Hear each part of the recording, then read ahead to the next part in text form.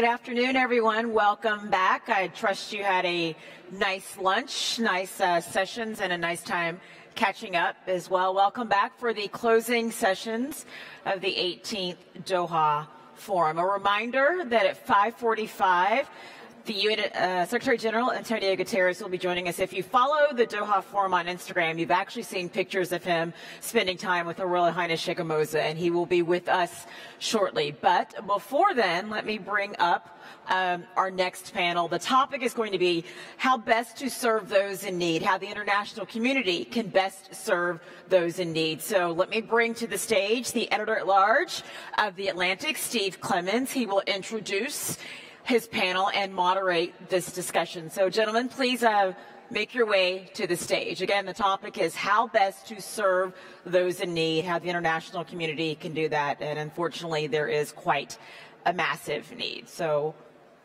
welcome to the stage.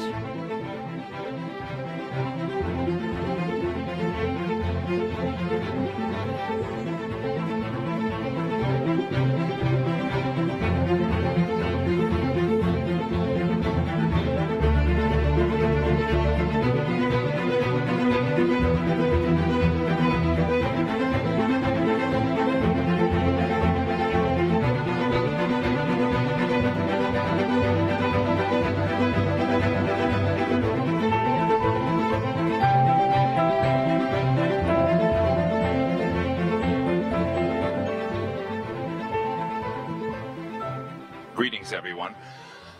Hello, everyone. I'm Steve Clemens with The Atlantic magazine, and what a pleasure it is to be back in Doha for this stunning Doha Forum. And our job today is to talk about how can the international community best serve those most in need, and we have a terrific panel to help us make a dent in that discussion.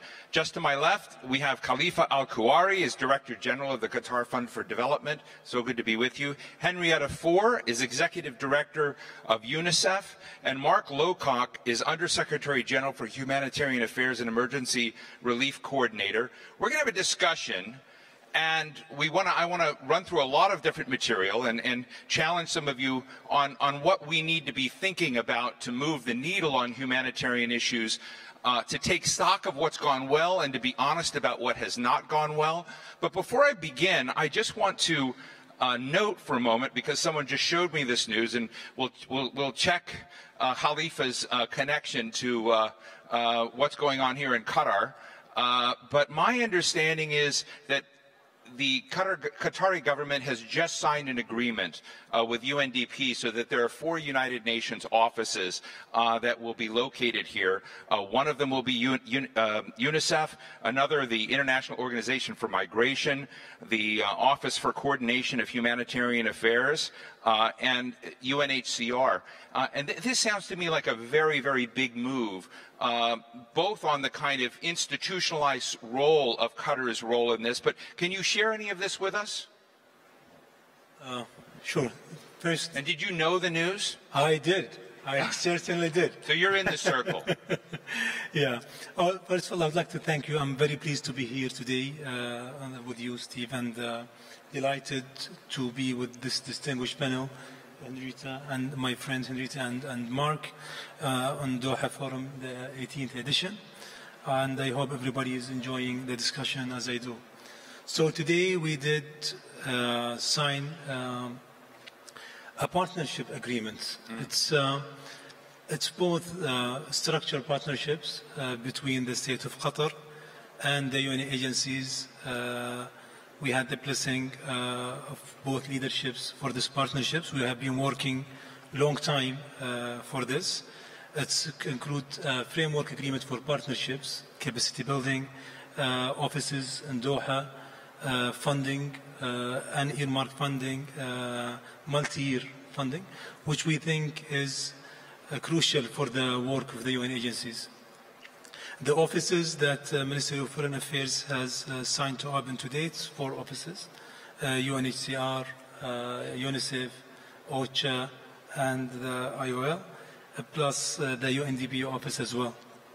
Multi-year agreements, His Excellency, the Deputy Prime Minister, Chairman of Qatar Fund for Development, has announced multi-year funding of $500 million, which is a message actually from both parties on the magnitude of the relationship and partnerships and the way that both parties would like to take this.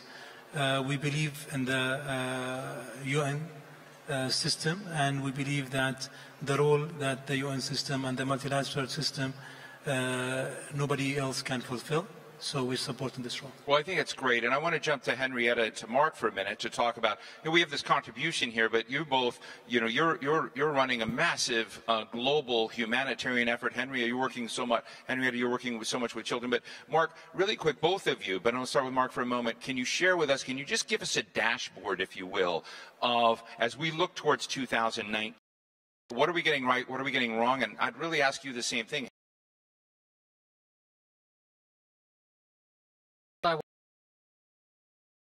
With the Qatari counterparts today, and I just want to pay tribute to my predecessor, Stephen O'Brien, who's sitting in the front row here, who was the person who's been teeing this up for OCHA for many years, and I'm the lucky beneficiary of Stephen's work and the Qatari's work. I think it's incredibly important. You stand up and take a bow.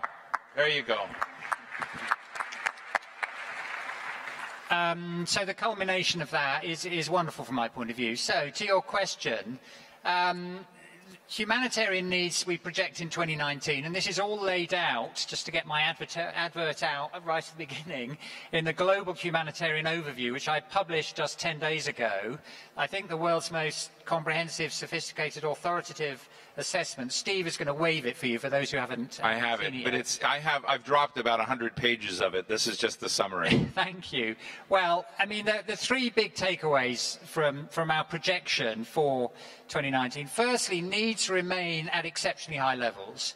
Within that, there's bad news, but also some better news. I mean, the bad news is that the very biggest crises, Syria and especially Yemen, which has dramatically deteriorated this year, between the two of them, they're going to need, we're going to be looking for $13 billion to meet the needs of those people caught up in that crisis. So can I just stop you for a quick moment, not to get in the way of you? $13 billion, to me, sounds small when you think about global issues, but you're saying it if it's big. So tell us, I mean, I know that raising those funds, but why is the rich part of the world so derelict if $13 billion is a big number to you? Okay, I'm going to come on to that point. Do you mind? Let me just finish on the need piece. Yeah, go ahead. If I may.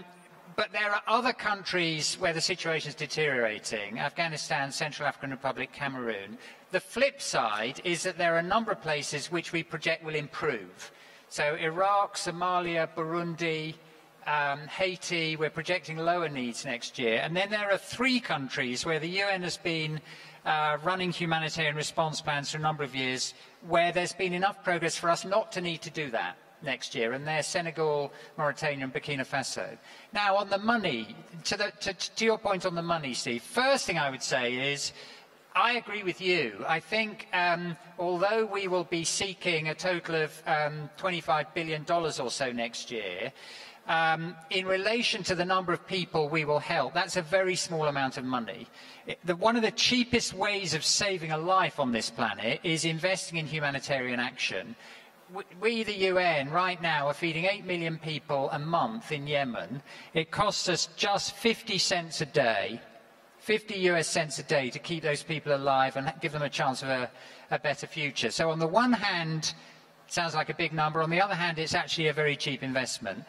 And I think that is recognized by our international financiers, because this year we've got a record level of fundraising. We will, by the end of the year, in total, humanitarian organizations, I project, have raised $22 billion, including about $15 billion for the UN coordinated response plans. And that is a reflection of the fact that the financiers recognize that this is a good way to improve the lot of the most vulnerable people in the world.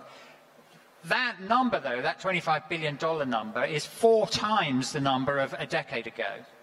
And the reason for that is that too many of the crises we're dealing with are protracted. They're lasting a long time, and the solutions are proving too elusive. So the other big takeaway from our projection is that the world needs to get a lot better in the political processes to find solutions to these problems, in peace building, and also in development and economic progress, because we are in the, Henrietta and I and Khalifa, we're in the business of trying to reduce the need. And unless the world gets better in those three domains, we're not going to succeed in reducing the need. Henrietta, what does the dashboard that you have at UNICEF look like in terms of looking at the need out there and how you're approaching it? So may I give you an example from Qatar? We've been working for years with Sheikh Moza and the Educated Child and Education Above All programs. They're important because they are reaching children who are out of school. So for our dashboard, what happens in a humanitarian crisis is that children are no longer in school. There often are no hospital or community health places where they can go. And children are sort of left adrift. And when you think of those that are most vulnerable, when you don't have food, when you don't have water, it's the children that you lose first. They're the ones whose lives are first lost. And so if we look at the world and we think all of us are underfunded, these large numbers, all of these conflicts, to what Mark is saying, there are more of them. We have more than 300 a year. That's a lot of conflicts a year. They are longer in duration and they are more violent. We as a world are more violent. And what has happened is that humanitarian workers and children are no longer protected. We've lost a bit of our humanity. People really are not thinking of that first. And we must regain our moral high ground as a world. Before I jump to Khalifa and ask him why he feels it's so important for the international community to react to these things, I know, Henrietta, that you've recently visited Mali, Yemen, Syria, and I think it's important to put human faces on these discussions. And I don't know what stories you may have seen, but can you share with us what you've seen out there and really create a human frame for us? Yes. So I'm just a couple of days out of Syria, and one of the places that we went was Douma, which is in East Ghouta. It's been heavily bombed in the past months, and it's really, you walk down roads that are heavily bombed on both sides, so it's really rubble for most of the apartments, most of the homes. It's difficult to find a place to live. It is cold now in Damascus, in East Ghouta, so people are wearing coats. Many of the children particularly do not have warm clothing. It's hard to find clean water, food. It's very difficult to find jobs, so livelihoods. We visited one family in which the father had been a driver, and in the fighting, he had lost use of an eye and of an arm. So now he just has a little bit of time that he can spend as a driver. Maybe he'll get a job one day every so often. But it is hard for this family to find food and water. So for a family, it is a strain for them to find places that they can get help. So for the children, they're going into schools. Many have not had a chance to do more. So there's one young woman who was in college, and while she was at university, her sister was hit by shrapnel. She cannot walk. So she decided to create an object that was electronically driven that would allow her sister to stand. And what it shows you is that young people will come up with solutions for other young people to help them get over these crises. But they're solutions that are locally driven, and there are lots of these stories. Very difficult for families to make trade-offs, very difficult for them to gather a little bit of money to come up with a solution, but they're willing and able if we can just reach them. Khalifa, why do it strikes me, and I don't want to be nice to Qatar. That's not my job. But I do know that, for instance, with UNICEF, Qatar has become the first Arab nation to become the only regular contributor to UNICEF's core services. And so I guess that leaves two questions. Why you and why not others? I believe that we have been... Hold the mic up a little closer. I'm sorry. I believe that we have been the first in so many things. I think in Qatar we think globally. What aren't you first in? A World Cup. Okay, there you go. Not first in World Cup. But I mean, on this issue of the international community, and I'm putting that on your shoulders. Let me first comment on the things that Mark and Henrietta mentioned. You know, sometimes we tend to lose our humanity because we think about the numbers too much, and especially people who are like us on the desks.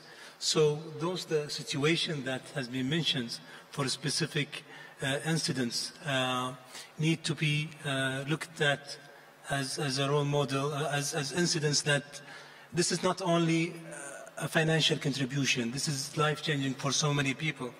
Today I had a privilege to meet a young lady, Nadia Murad from Iraq, and she was explaining to me the situation she had during ISIS when she was in Iraq, and even the impact after that. We're talking over lunch today with Henrietta and Mark about the social cohesion and how this was hit badly on those communities. And Iraq is not the only countries. Many other countries that has been hit on this similar situation, Syria and others. So as international community, we have huge responsibility toward that. Either the bilateral ODA donors or the multilateral. Our agent on that is the UN systems, and I think the UN system are doing a great job. The work is done, that's being done by His Excellency, the Secretary General, Mr. Guterres, in enhancing the residence coordination offices on the ground is very important. I think this will move a lot of expertise to and empowering the residence coordinators. The work is done by Mr. Lokik as well on the OCHA. Is very crucial. They are doing restructuring. They are doing localization of aid and training to national actors and NGOs. All of these roles collectively is with the bilateral donors is a role that the international community need to look at. The role of the international community on playing or shaping the accountability and risk management, even for the multilateral system.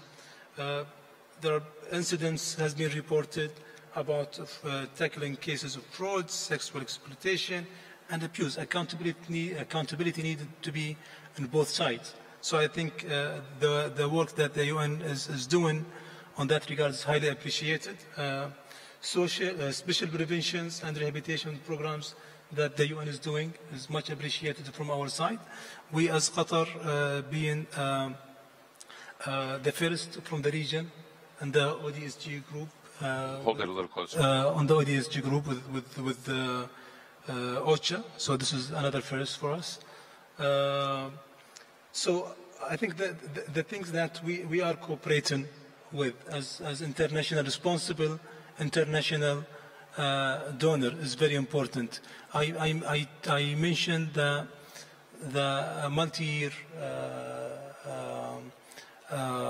participation in the UN, the unearmarked funding that the state of Qatar is contributing. This is something we are not used to, but we realized through the discussion with our partner the importance of this. So. Yeah, so now we are participating on both ends. We are participating in the core funding with 500 million, and at the same time we are doing many projects with our partners. So let me make the task a little tougher for you, because Henrietta and Mark just want to both jump in here. But I'd like to know from you, there are a lot of folks from all sorts of international agencies in the audience here today. There are lots of people watching online. I'd like to know your insights, that if you were in their job and you were trying to reach out to other countries in the Arab region, both rich and not rich, on how to make them stakeholders in this cause, what isn't connecting between this international community and the leadership in some of these other countries to make their support consistent, regular, and just a part of being a global stakeholder? I'm not asking you to criticize others, but I'm asking you to say, what can they do to improve their chances of just connecting with the Arab world better than they are? I think respecting human rights Say again? Respecting human rights comes on the top of that, because when you believe that every single soul in this world has the right to have proper healthcare, proper education, proper livelihood, that's everybody else in the world, then I think this is what's driving us. Respecting. And so that will sell in Kuwait, that will sell in Tunisia, that will sell in Oman. That should sell in every country. But if you have different agendas, maybe some other countries have different agenda, or they don't have this respect, then this is different case. To talk to them in any country, you're talking about beneficiary countries, you need to tackle the urgent issues that they have.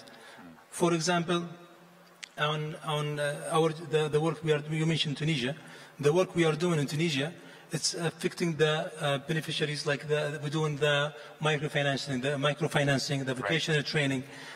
This is what people need. This is what the hope that we are giving to this young generation, instead of them going to join terrorist groups. Right. We are giving them hope. So I think hope, one of the things that will go directly to the people. Sometimes the alignment of governments and their own people is not there. But you need to raise those issues, like in education, on health, and economic development. I think this is what matters. Mark? I think the sort of values of the humanitarian agencies are not Western values, they're human values. And I think it's really important that for the first time ever, the OCHA Donor Support Group in 18 months' time will be chaired by a non-Western country, which will be Qatar.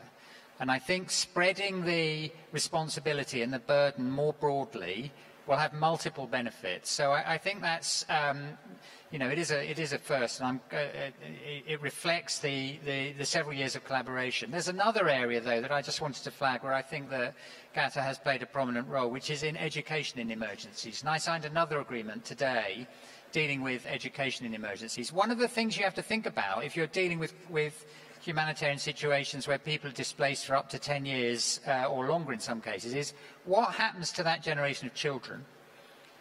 A third of the schools in Syria have been destroyed. Huge numbers of Syrian children have not been to school. Yemen, where I was 2 weeks ago, I met lots of people complaining to me that their kids have not been in school for a long time.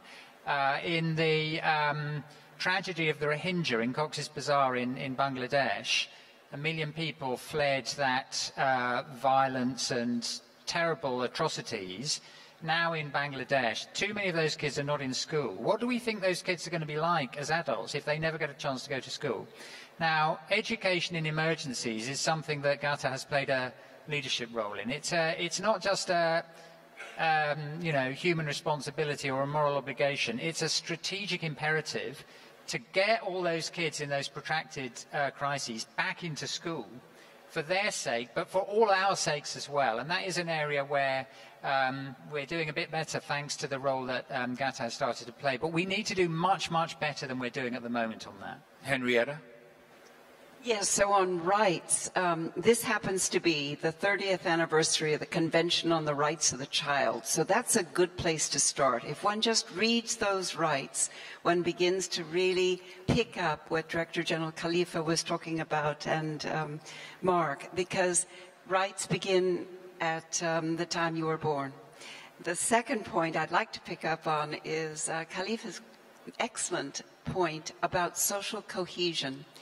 It is the area that we are seeing a need in Syria, in Yemen, in Iraq, but we also see it in Mali and the Sahel.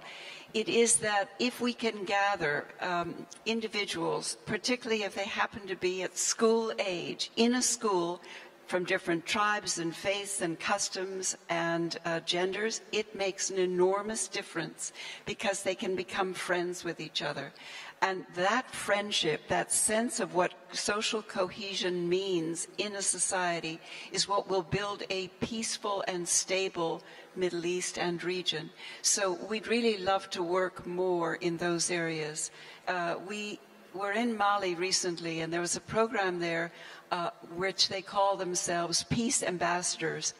And as you know, in Mali and many other countries, there are sometimes disagreements between agriculturalists and herders. And the young people were knocking on doors, door to doors in the community, to get those who were from the other area out and into their schools. So they were getting them back to school, to Mark's point. It's making an enormous difference. There are 2,000 of them in Mali. They can reach 25,000 and more. But if we could do that in more countries, if the young people could build the peace, the social cohesion, it would make an enormous difference. The three of you are such good people, and I'm not used to that. I'm usually involved with interviewing bad people or questionable characters. And I want to ask you a tough question. As I look around the world, as I look at the United States, as I look at Europe, I see a rise in what I would call an empathy deficit.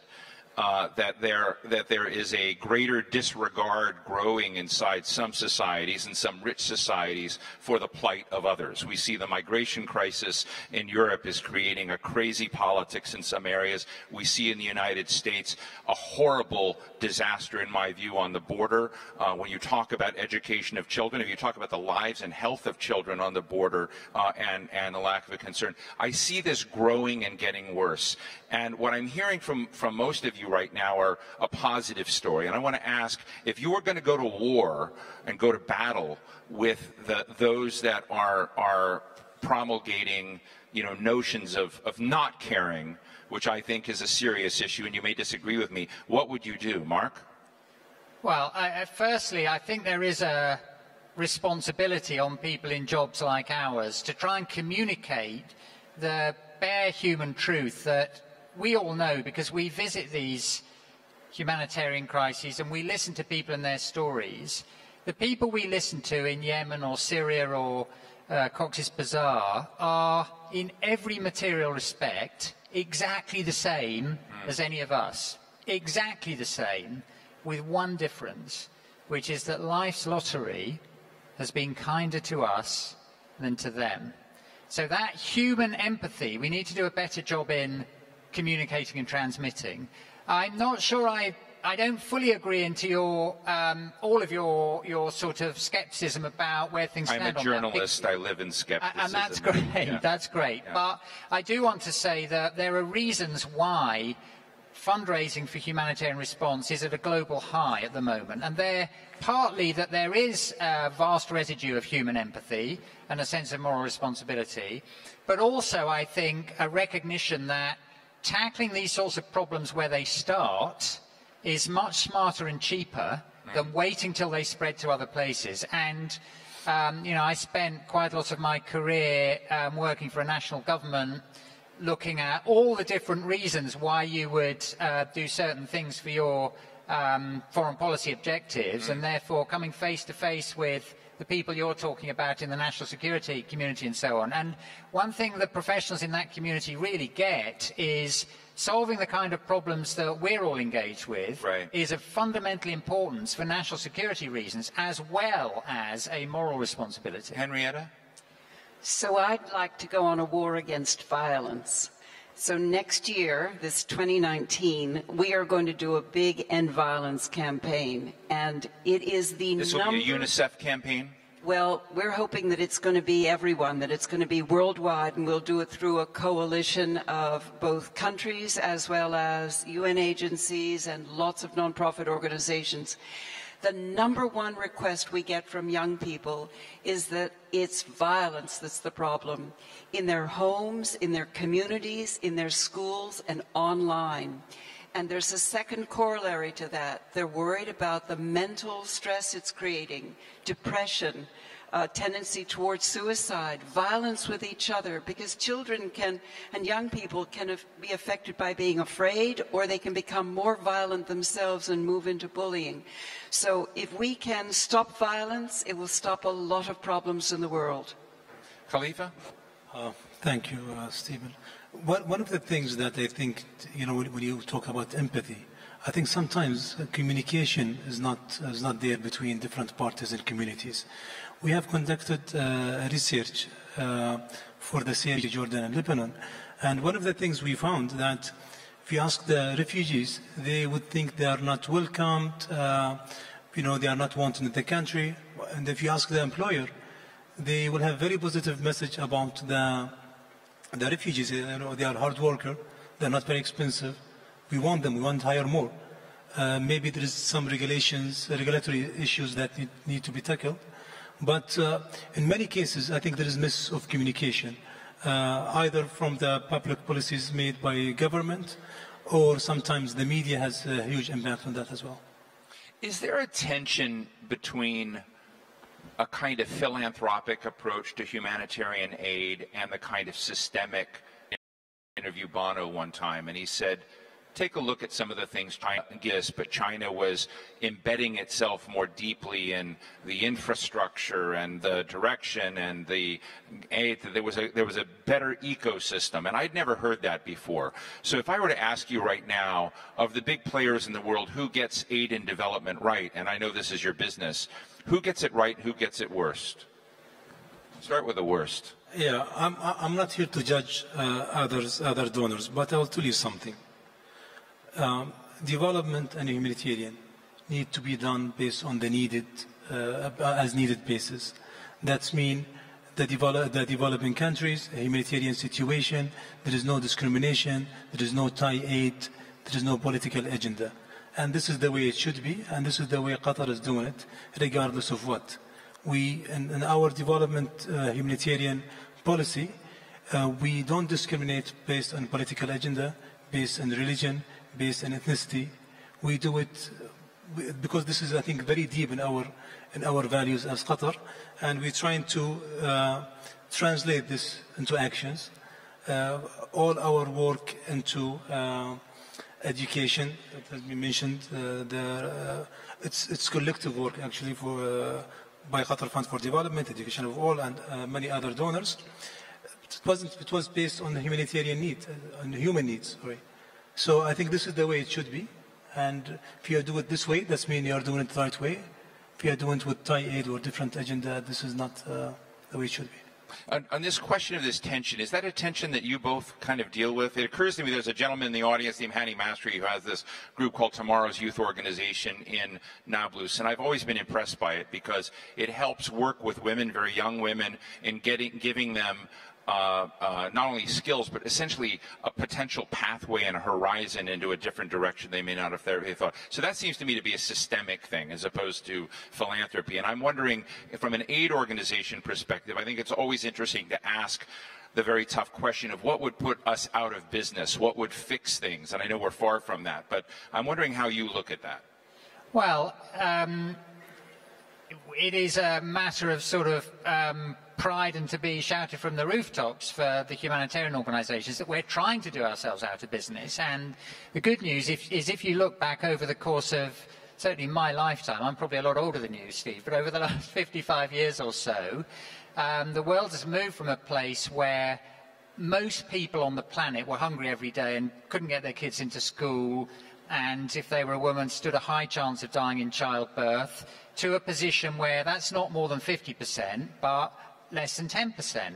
And we should take confidence from the fact that dozens of countries have gone on an amazing development journey, unlike anything in the whole of the previous 99.99% of the 150,000 years of human history.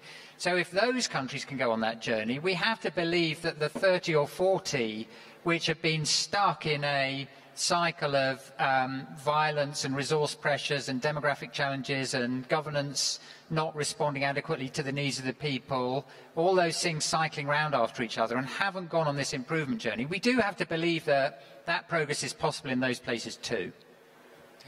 So can I go into the future, yes, what development will look like? So I think there will be two aspects to it that will make us do it better. One is that we really have to include the private sector. It has to be for-profit businesses, it has to be foundations, it has to be non-profit organizations, but right now there's often a talk that governments talk to other governments and talk to the United Nations, and so we don't include the private sector enough. So we just launched the Secretary General at the United Nations General Assembly something called Generation Unlimited, which reflects this huge demographic wave that is moving through our world. There are 1.8 billion young people between the ages of 10 and 24, and you can really see it in Africa. You can see it in every continent. So the world is getting younger. The world, kind of.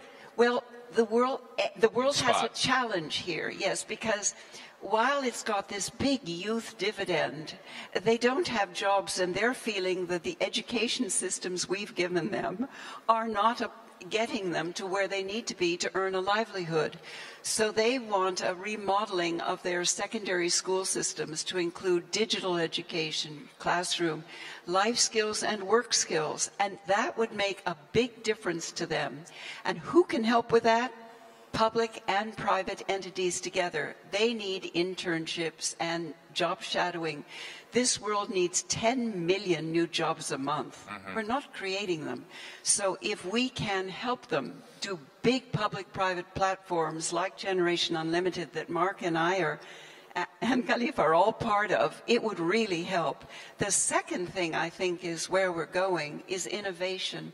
You know, you can walk through a refugee camp as we did in South Sudan, and you can see lots of little innovations that someone has done because they just thought of another better idea. It's happening in our offices and in our refugee camps and everywhere around us. Can you give us an example? Well, yes, there are lots of them. So one that struck me is when we were in one camp where they were worried about the chemicals that were coming into the camp, so an environmental issue.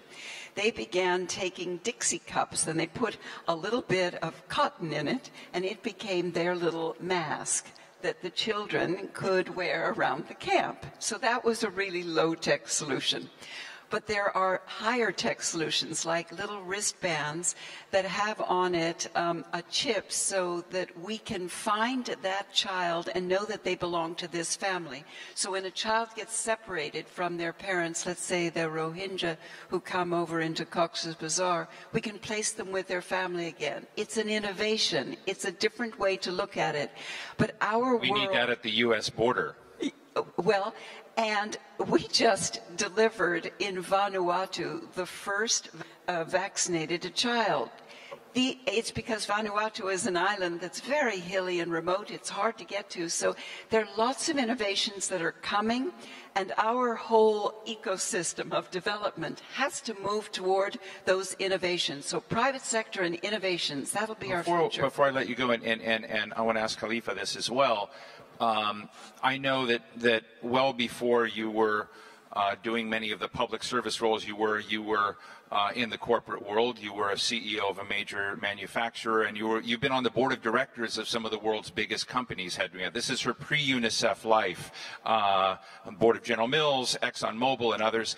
And Khalifa, I know you were a senior executive at Volkswagen and involved in the Qatar Investment Authority. And I just want to challenge you for a minute, because you just said something very interesting. There's this essentially talent on the table out there. Billions of young people coming into the market. You've talked about education. How, from your experience in business, can you make a better case to these businesses to invest so that it's not a box to check off as philanthropy, but something where I hate to put it this way, that greed and self-interest helps them solve this problem? Well, take Generation Unlimited. So we're dreaming that every company in the world could take in an intern, that they could take in an apprentice or a job shadowing. It wouldn't be hard for the businesses, and what it would mean is that they would have a future employee that they might want to look at, a future customer, could be very engaged with them, and a citizen of the community that would try to work with that corporation in the community. So we need all the host country businesses, and they could all pitch in on something like that. But if they can help, it would make a big difference, because they have innovations in products and services and platforms that we often do not have in government or in non-profit organizations. Khalifa? Thank you. I believe, when it comes to private sectors, I totally agree with Henrietta. They are more agile, they're more innovative on both product side and resources side. We talked earlier about financing, innovative financing. There is no way that we can cover all the needs in the world with the traditional financing. There are plenty of new digital financing. I think the UN has just launched a task force earlier this month about digital financing, and I think the private sector can add a great deal to this. There is a platform that is co-chaired by the UNICEF, or run by the UNICEF as well, in education, the Global Partnership for Education. And I attended a couple of their workshops, and there is plenty of innovative ideas. I think we need the burden here to give the opportunity to the private sector to participate. We need to engage them more. Mark, thank you very much for that. Mark, let me ask you, I read briefly your report that you put out, and to be candid, it shocked me in a positive way. I thought this was going to be a depressing discussion, and then I would have to make it more humorous. But you talk to a lot of strengths that are going on in the world, and there's you have the quote: "The humanitarian system is the most effective and impactful it has ever been.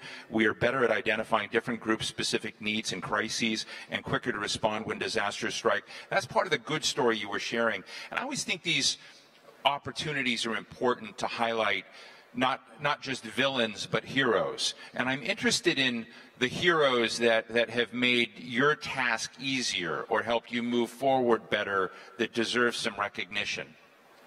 Well, let me give you a couple of examples of things I've been really impressed by over recent years, and why I think the response to these crises is so much better now than it was 30 years ago when I was first doing this work.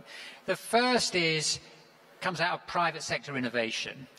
Last year, we all thought we would face another famine in Somalia. I worked on the 1992 famine there. I worked on the 2011 famine there.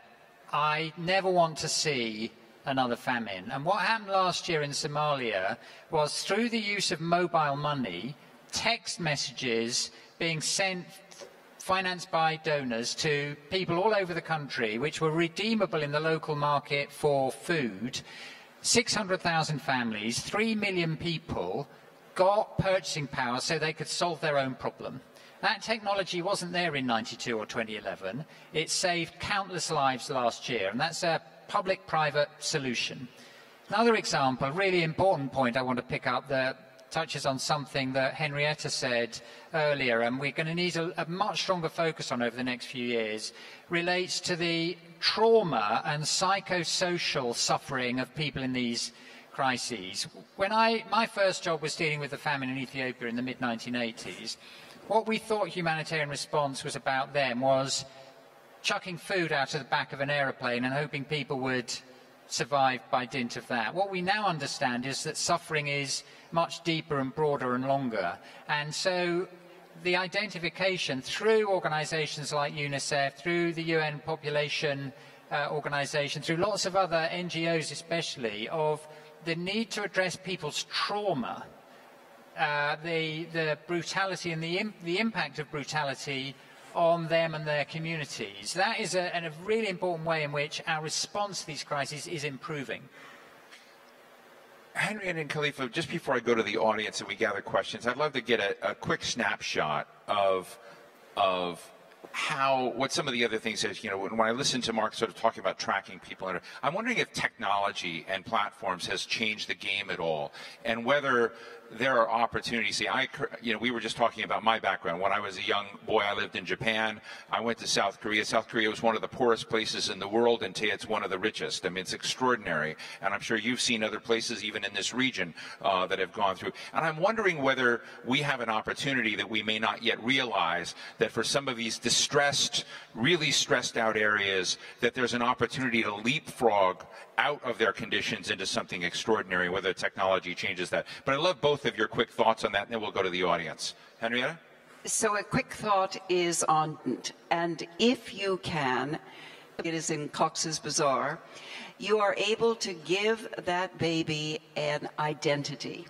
So identities, as we know, are needed for everything in life, but you need it often to get into school, you needed to open up a bank account later, to vote, to be a citizen of a country. But if we can do digital identity for everyone on Earth, it would really help. We think that there are at least 250 million who are without it in this world, and it is difficult. You could be an internally displaced person, a refugee, or you could just be born in the wrong area so that you don't have an identity. Khalifa, thank you for that. I don't believe we are there yet. I think there's plenty of opportunities. I don't think we are there yet. We don't understand the technology and how it really help us. There are a few examples that has been used in the humanitarian development system, but I'm sure there are plenty, the blockchain technologies that was mentioned about by Mark, the transfer of money. This is new. This is not regulated. Nobody knows how to use it. In many places, maybe it's not allowed to use it because there are no regulation and policy to do it. So I think there is a lot of work need to be done, both on the policy side and on the technology side. Are these things like blockchain and these backbones that you're thinking about something that you're willing to experiment with? Yes, we are. Yes, we are. Fascinating. Well, let me go to the audience now, and I guess we have microphones in the audience, and we'll take some questions. Yes, right up here in the front. Number 2, and sort of in the 4th row over there. I can't quite see, but I think there's a lady in the 4th row with a hand very tall, very high up there. But yes, let's take your question. السلام عليكم جميعا. سأتحدث بالعربية. Well, just 10 seconds.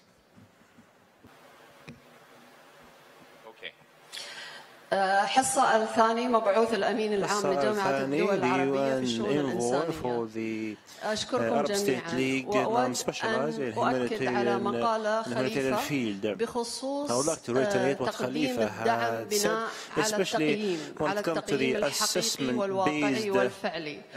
وأركز على عالمنا العربي، فنحن نملك الكثير ما نقدمه لأولئك المحتاجين، ونملك من المنظمات العاملة والمتواجدة على الأرض والمخططة لذلك التقديم من الدعم، ولكن ما زلنا للأسف نعاني من هدر الوقت، هدر الجهد وهدر المال. فهناك الكثير من المشاريع والبرامج التي تكرر ليس فقط في التقديم بل تكرر لنفس المخيمات، لنفس المحتاجين، لنفس المنطقة، بينما هناك مناطق كثيرة لا نعلم عنها شيئا ولا نحاول حتى أن نقدم لها لأننا ببساطة لا نعلم عنها شيئا، أو نعلم أن هناك من هم القادرين بالوصول إليها كالمنظمات الدولية مثلا ومنظمات الأمم المتحدة، بينما نحن المعنيين بشكل أكبر. أوكي، أنا فقط أود أن أؤكد على مقالة خليفة وأحببت أن أقول هذه الكلمة إلى كل المعنيين بهذا العمل. لما لا تتوجه المنظمات العربية وبناء على تقديم الدعم الذي يقدم لها على تقييم حقيقي وواقعي من أجل مثل والوصول إلى اليمن، الوصول إلى مخيمات اليمنيين في خارج اليمن أو مخيمات الصوماليين التي توجد في حالات مزرية والمفروض أن نصل لها ونغطي احتياجاتها. Wonderful comment and question. Thank you. And then over here. Yes, sir. And I'm going to ask people to make it as brief as you can because we have a very limited time. Yes. Microphone for this gentleman. Me? Okay. It's me? Well, you go here and then we'll jump to, this gentleman. You go ahead. Okay. Thank you. Darinel Rodriguez from into my business, prevention. The World Bank and the UN released a report this year making the case for prevention as the most effective strategy to deal with armed conflict, among other things, and with humanitarian crisis, among other things, before they start. My question is, what kind of efforts are your different agencies doing to promote this approach on prevention, and how can those of us who work on prevention make the case more effectively for actors in this region? Thank you. And this gentleman here, and then because I skipped her, there's a lady in the fourth row over here that I was actually pointing to. So make sure we get her the microphone. Yes. Yes. Thank you very much for the amazing session. I just would like to say that in Qatar there's something called Qatar Computing Research Institute, which they do social innovation and social computing. And in mid of February, this is Ahmed El Magharib, right? I'm sorry? Ahmed, yes, he's exactly. A great guy. So, yeah, thanks very much. So in mid of February, there will be a great workshop, which is artificial intelligence for social good. And it's going to be a lot of entities from all the humanitarian sector. My question is for all the panelists is, what could be the most, the greatest advice to do an innovation ecosystem for the humanitarian sector and for the MENA region and for the world? Great Thank you. question. And then this lady here, did we get her the mic? You would like to have this? Hello? Did we get her the mic? Which one? What? Did you not have your hand up? There's a lady right there. Well, no, that's a gentleman. Okay, well, we're going to move on then.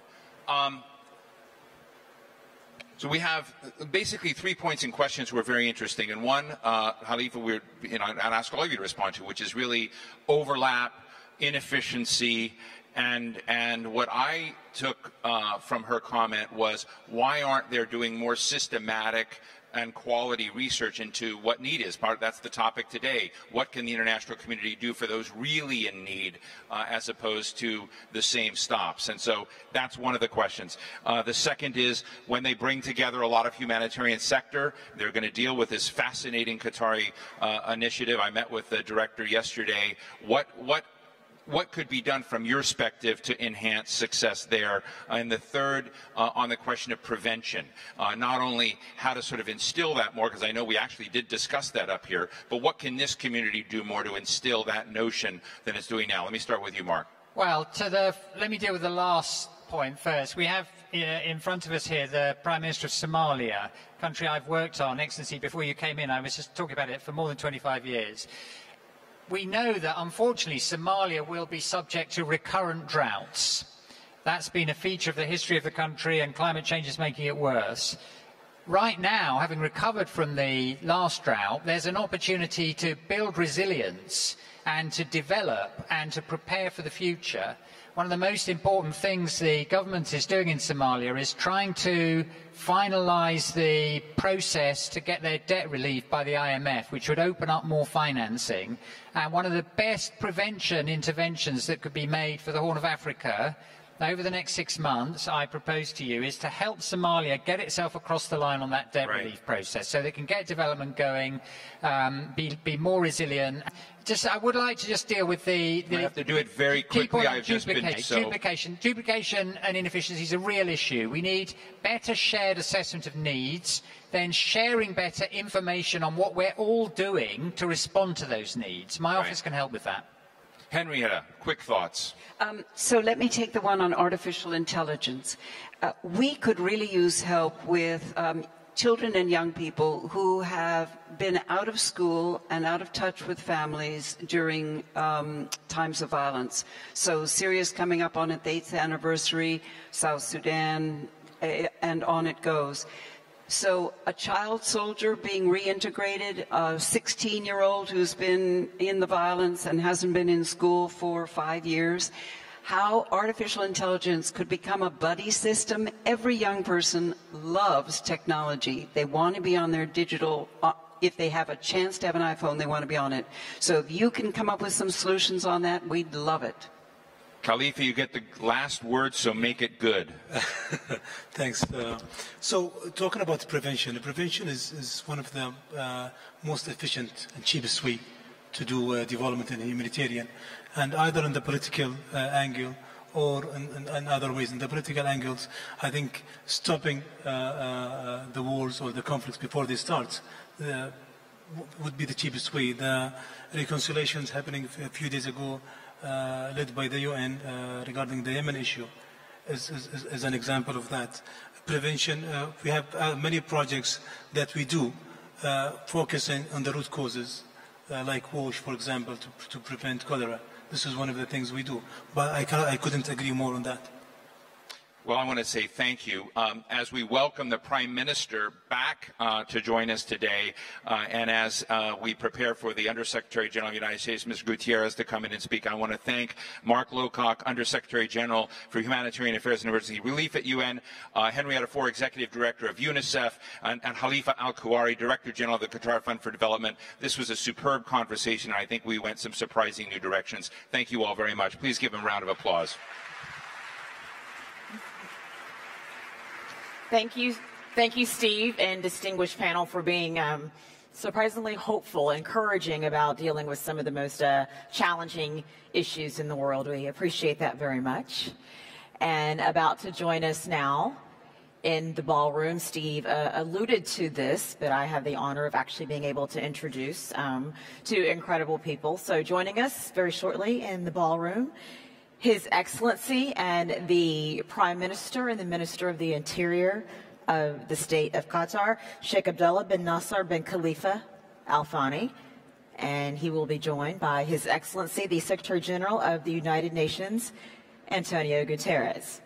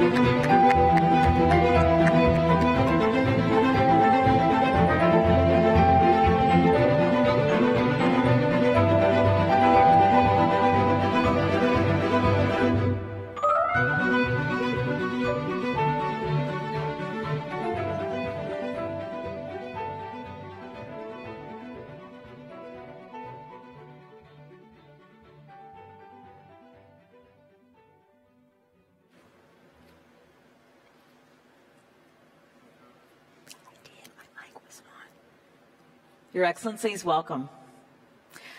Before the Secretary General comes to the stage to address us, we are obviously near the conclusion of the Doha Forum, so we think this is an appropriate time to show you just a quick video to recap what I think and what I hope you think have been two dynamic days. Let's take a look.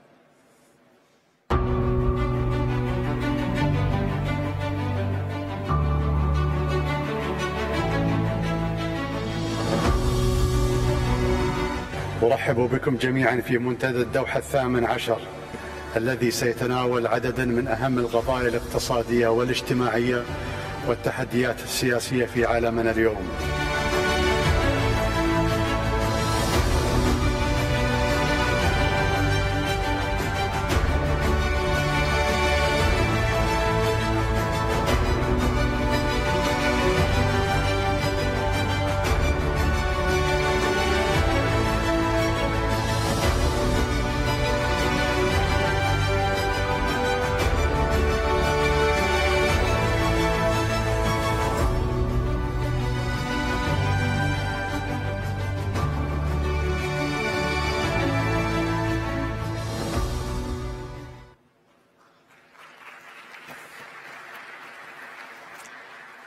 And we also have an exciting new feature, to tell you about here at the Doha Forum. We have a new look, a new vision this year. So to go along with that, we are pleased to announce the launch of the Doha Forum Award, which will be awarded for the first time next year. It will recognize impactful and influential individuals and promote active global citizenship. So here's a brief video about the Doha Forum Award.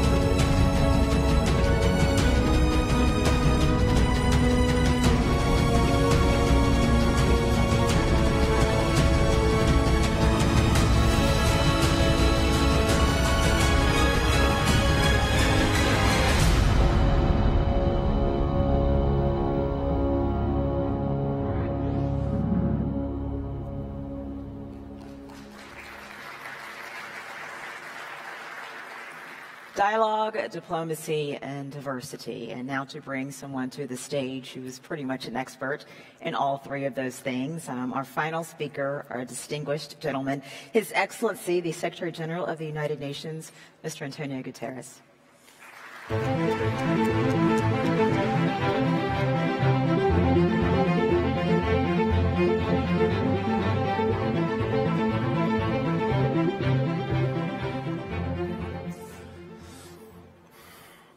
Honorable Prime Minister, Your Excellencies, ladies and gentlemen, all protocol observed.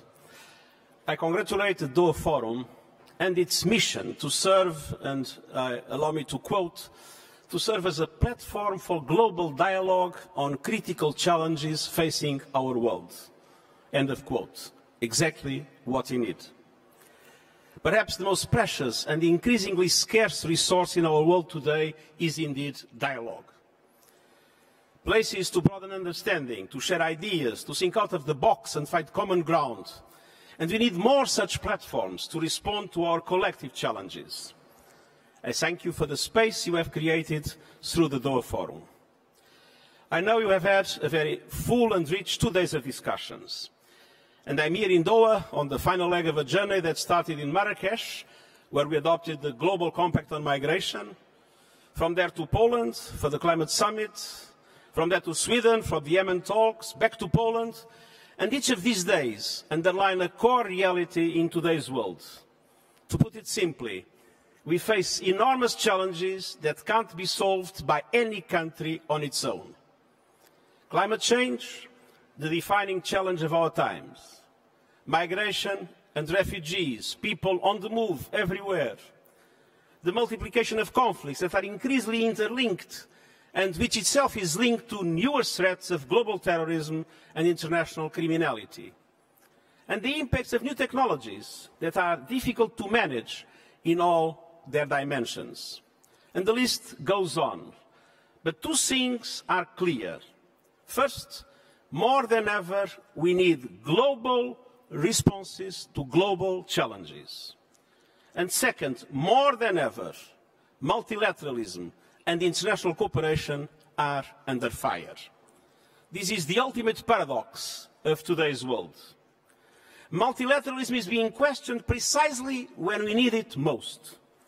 The world is more connected, yet societies are becoming more fragmented. Challenges are growing outward, while many people are turning inward. What is then going on? I believe that behind this paradox, there is a huge deficit of trust. As I said at the UN General Assembly, our world is suffering from a bad case of trust deficit disorder. It is a deficit on many levels. Trust between people and political institutions, trust among countries, trust in international organizations, namely the UN itself. And many are profiting from that alienation and distrust. The best-selling brand in our world today is fear.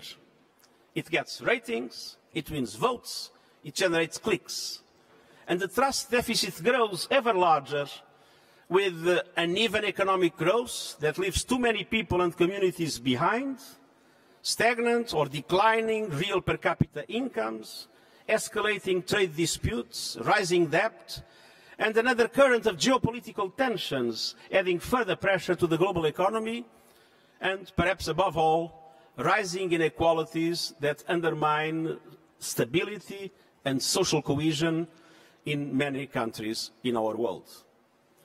And people are rightly questioning a world where a handful of people, mostly men, hold the same wealth as half of humanity. All of these underscores the need for a fair globalization. And I believe that we have a blueprint for that fair globalization, the 2030 Agenda for Sustainable Development, approved by all countries in the world. But at the same time, the world that was bipolar for much of our lifetimes then became, for a short period, unipolar. And now it's no longer bipolar or unipolar, but it's also not yet multipolar. We are somewhere in an in-between period. It's basically a chaotic period. And indeed, leading to a confused and at times chaotic world order. Impunity and unpredictability tend to prevail. And this uncertainty is a greenhouse for conflicts to multiply and for dangers to spread. And of course, even if we move into a multipolar society, a multipolar world, we need to recognize that multipolarity alone does not guarantee peace. Europe was multipolar 100 years ago, but the frameworks for international cooperation and problem solving were not there. There were no multilateral institutions in the Europe of the pre-First World War, and the result was a catastrophic First World War. And it is vital that we work towards creating a multipolar architecture to establish factors of equilibrium, diminishing the risks of confrontation, but at the same time to re-establish a system of multilateral governance and a rules-based order grounded in the rule of law and the respect for human rights. At the same time, we need new forms of cooperation with other international and regional organizations, a network multilateralism with the UN at its center, but with closer links with civil society and other stakeholders, making it an inclusive multilateralism. Networking and being inclusive is essential for the reform of our multilateral system. And this is the kind of world we need in the 21st century, an international system fully able to respond to global problems with global solutions. Of course, the most dramatic of these problems relates to conflict. We face old conflicts that never seem to die, along with the new phenomenon of cascading and interlinked conflicts. And that is why the capacity to prevent is more important than ever.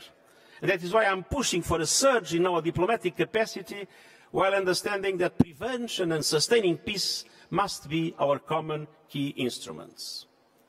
There is another conflict we face together, the one being wittingly or unwittingly waged with our own planet because of man-made climate change.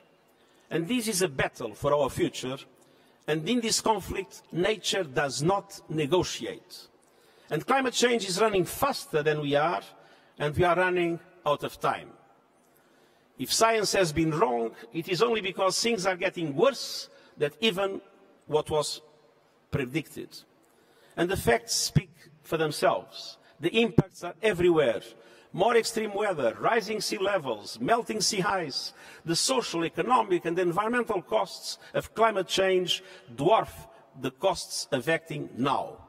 And failure to act means more disaster and emergencies and air pollution that could cost the global economy, and it was calculated, as much as $21 trillion by 2050.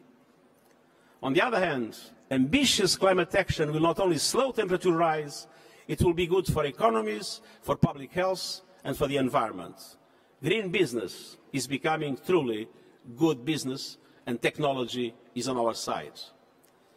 And the pace and promise of technology is absolutely remarkable, linking people, helping feed populations, driving economic growth. But at the same time, there are risks in technological progress. Genetic engineering can cure diseases, but it can produce monsters. The internet is essential to our lives. I think it will be impossible for most of us to live without the internet helping us in much of what we do. But there is also a dark web from sex will help power economies achieve the Sustainable Development Goals, will be a fantastic instrument to generate wealth and progress in the world. But at the same time, we will face tremendous disruption in the labour markets. There will be an enormous amount of jobs created and an enormous amount of jobs destroyed. And they will not be the same, and it will be very difficult to recycle people. Even the concept of work is changing and will change dramatically. And the relationship between work, leisure and other occupations will probably be completely different in the future we are facing. And we are not prepared for that. Largely in the world, we are not getting prepared for that. It is obvious that we need a massive investment in education, but a different sort of education. And I must say, I've seen enormous progress in what Qatar has been doing, and especially in the role that Sheikh Moza is having both in your country and around the world. We need an education not to learn how to do things, but to learn how to learn. Because many of those that are today in schools and universities will have jobs that simply do not exist and are not even envisageable today. And the new generation of support and safety nets will be necessary for people that will have difficulties to adapt. We will need to mobilize governments, civil societies, everybody, and I believe the Doha Forum can be a very important instrument in making sure that there is full conscience of the impacts of technological evolution in our societies in the future. We simply are not yet doing enough to prepare for this challenge and to ensure that technology will be a force for good. But despite these times of chaos and confusion, I see winds of hope around the world. Over the last year, historic peace agreements in the Horn of Africa, a peace deal in South Sudan after years of war, initiatives and action for peace in the Korean Peninsula that remain still uncertain, but would have been completely unsinkable just 1 year ago. I just came from Stockholm, and let's hope that what was possible to negotiate about today will lead to peace in Yemen. Yemen, a country that corresponds today to the worst humanitarian crisis in the world. We see commitments to peace in Colombia, strengthened cooperation in Central Asia, progress in resolving differences like the ones between Greece and the former Yugoslav Republic of Macedonia, just about the name of the country itself. And UN peacekeeping missions in West Africa are successfully concluding after years of work. And hundreds of millions of people, let's be clear, were lifted out of extreme poverty across the world over the past 3 decades. And all of this is a simple reminder. When we work together, we can achieve great things for the good of all people. International cooperation works. And that cooperation has never been more critical to repair broken trust and to uphold the dignity for one and for all. Thank you very much.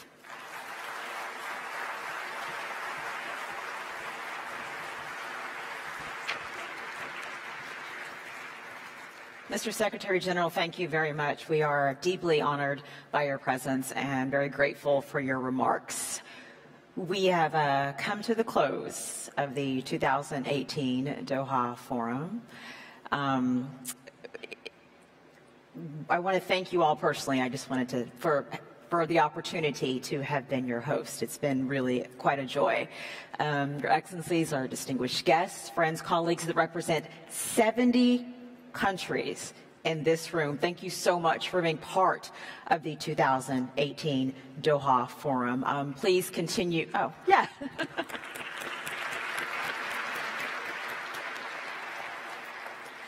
We'd like to thank our partners and our sponsors as well, and we hope that you'll continue to follow as we push forward to next year's Doha Forum on our website, all of our social media channels. We will see you next year for more exciting times at the 2019 Doha Forum. Good night, and please keep in touch with us.